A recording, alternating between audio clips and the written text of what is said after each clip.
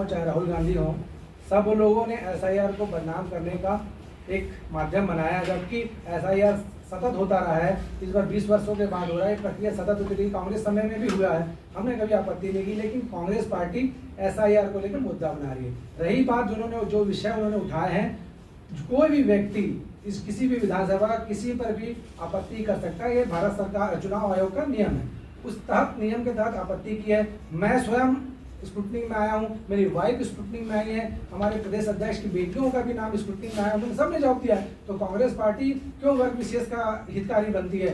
वो भी भारत के कानून का पालन करना चाहिए, उनको भी जो डाउटफुल है उनको अपना प्रस्तुत करना चाहिए डॉक्यूमेंट जो मांगे। कांग्रेस पार्टी एसआईआर को लेकर फालतू फिजूल की बातें कर रही है, सच्चाई से कोई लेना देना नहीं है। सुप्रीम कोर्ट भी गए थे, तो वहां भी इनको मुंह की खानी पड़ी। कांग्रेस पार्टी हर मंच में हर जगह मुंह की खाती फिर रही है, उसका कहीं भी ठौर ठिकाना नहीं मिल रहा है। तथ्य नहीं था। कांग्रेस जो है कभी भी कोई भी विषय को लेके आ जाती है और सरकार के विरुद्ध एक माहौल बनाने की बार बार कोशिश करती है। मैं बार बार कहता हूं कि कांग्रेस के नेताओं को अध्ययन करके आना चाहिए। अध्ययन न करके आने की वजह से वो हमेशा झूठे दस्तावेज या गलत चीज जनता के सामने प्रस्तुत करने की कोशिश करते हैं और बाद में कांग्रेस की ये झूठे कागज या उनकी झूठे बातचीत पकड़ में आ ही जाती है। इसी प्रकार अभी एक विषय इन्होंने कल उठाया, मुख्यमंत्री कन्या विवाह योजना, जिसका कार्यक्रम जो है 10 फरवरी को माननीय मुख्यमंत्री जी द्वारा उनके उपस्थिति में होना है।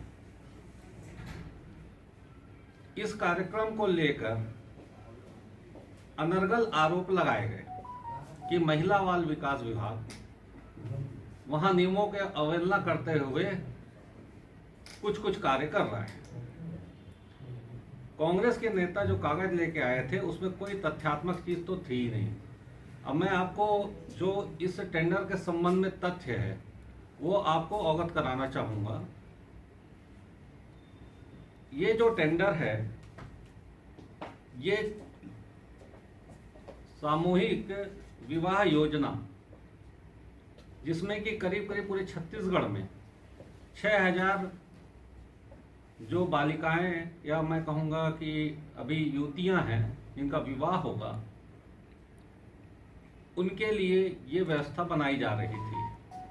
कांग्रेस के जो तथाकथित छत्तीसगढ़ के नेता हैं उनको किसानों का हित और उसी प्रकार महिलाओं का भी हित कहीं ना कहीं सहन नहीं होता है। 6000 महिलाओं का विवाह होगा, जिनमें उनके विवाह में करीब एक को 50,000 रुपया तक की व्यवस्था करी जाएगी, जिसमें कि 35,000 रुपया तो उन्हें राशि दी जाती है।